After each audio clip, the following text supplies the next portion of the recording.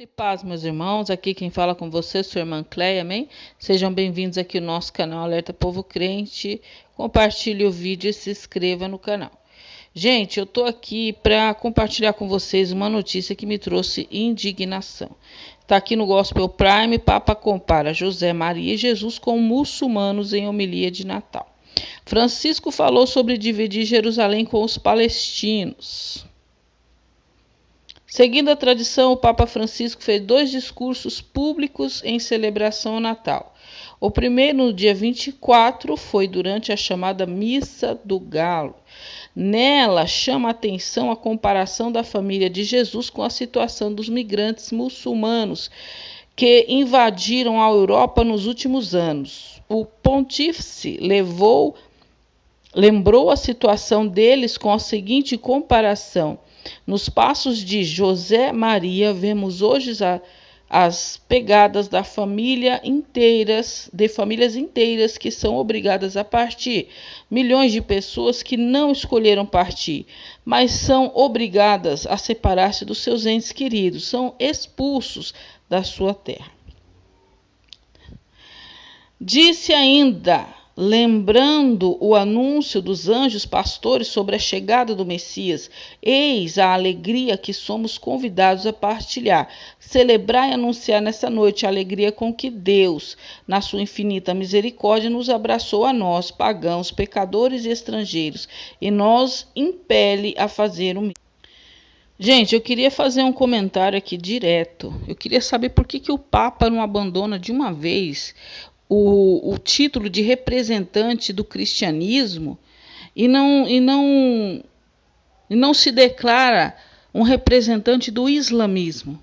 Porque esse Papa, gente, ele já demonstrou por A mais B que ele se apostatou da fé cristã há muito tempo. Nós vemos declaração desse Papa dizendo que Jesus fracassou na cruz. Vemos esse Papa declarar que Adão e Eva eram fictícios. Já vimos esse Papa declarar que a Bíblia não pode ser levada muito ao pé da letra. Já vimos cada declaração e agora ele vem comparar Jesus com os muçulmanos. O mundo inteiro sabe, eu tenho um vídeo aqui que eu quero passar para vocês, do premier israelense, o Benjamin Netanyahu. I've just watched a video that shook me to the core of my being. In just a few seconds, it shows why our conflict persists. So here's a short snippet.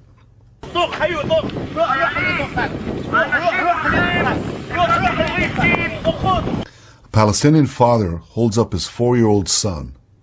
He pleads with Israeli border police to kill his own child.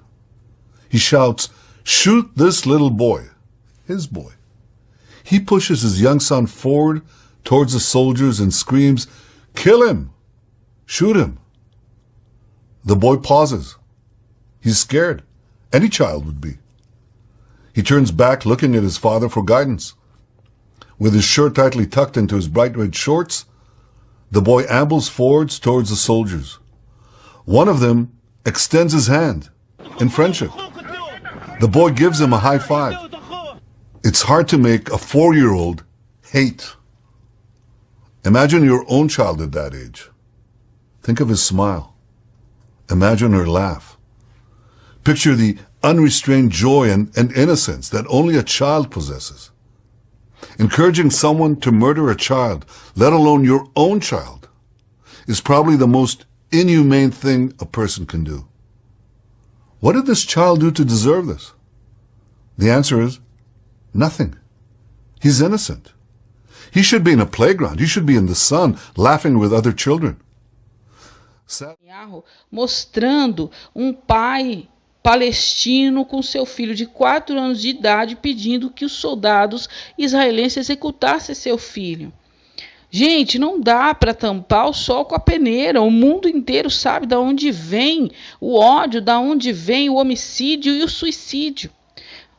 O Papa, como um líder cristão que anda com a Bíblia na mão, pois a Bíblia é o livro mais lido em todo o mundo, isso em todas as gerações. Todas as pessoas sabem muito bem o que está escrito na palavra de Deus. A Bíblia diz: todo aquele que odeia o seu irmão é homicida, e vós sabeis que nenhum homicida entrará no reino dos céus. Então, como o Papa, como um líder cristão, porque ele não diz isso aos muçulmanos, aos palestinos: vocês cultivam ódio até mesmo no coração de crianças.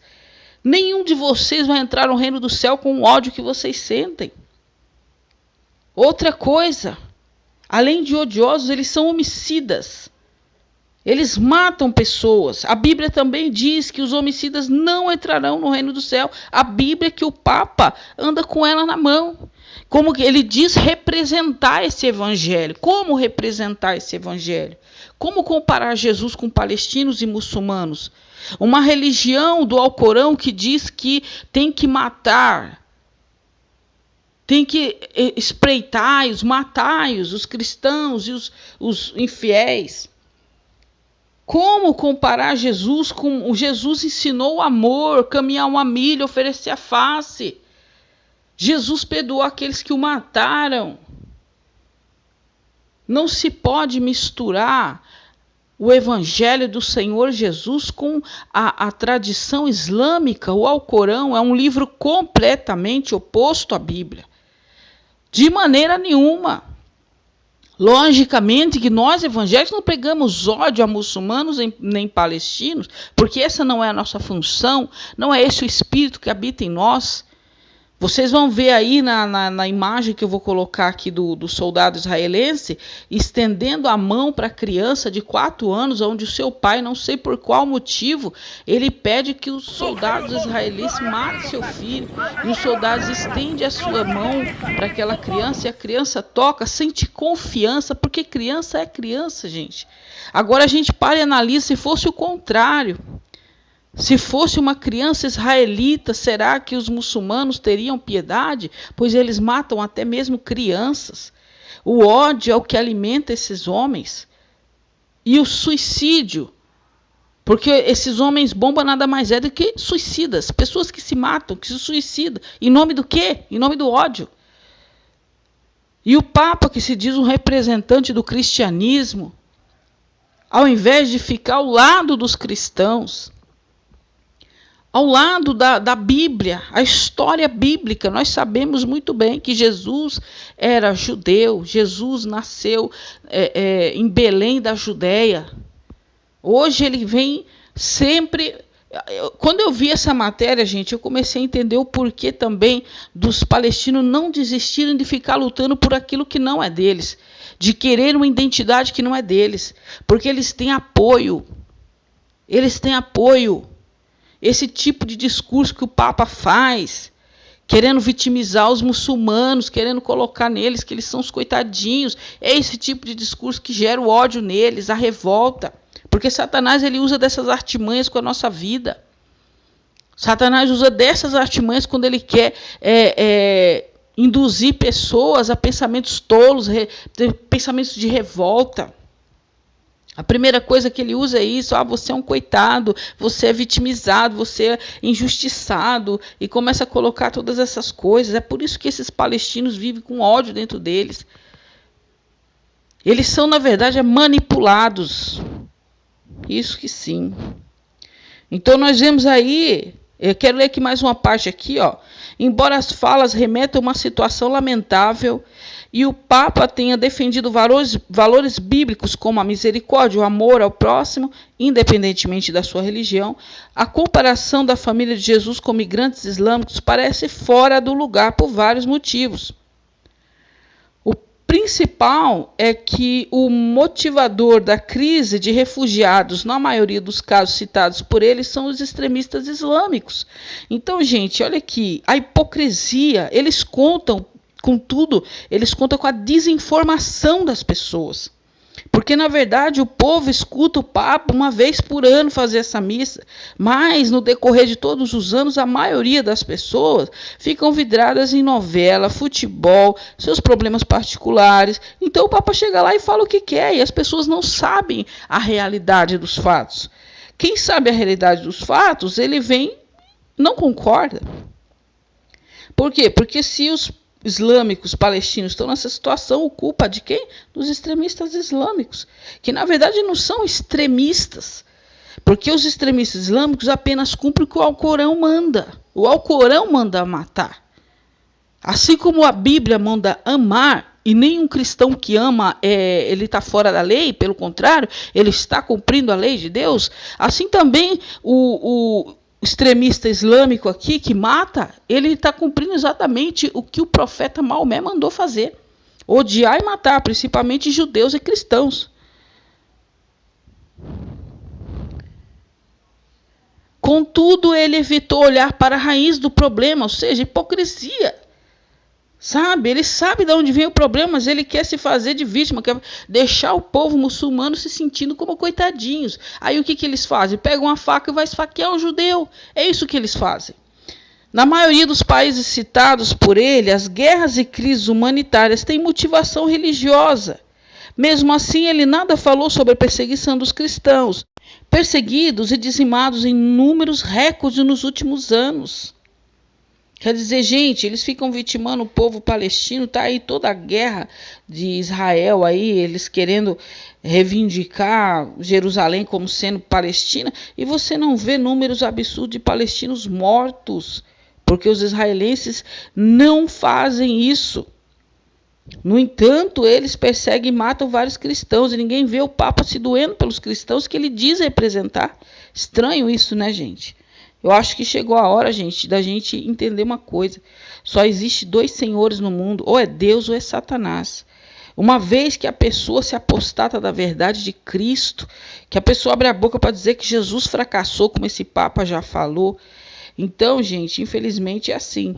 A pessoa, ela inverte todos os valores. Inverte a história, muda a verdade. É o que nós estamos vendo, e eu acho que chegou a hora de você que segue o catolicismo também tomar a sua decisão.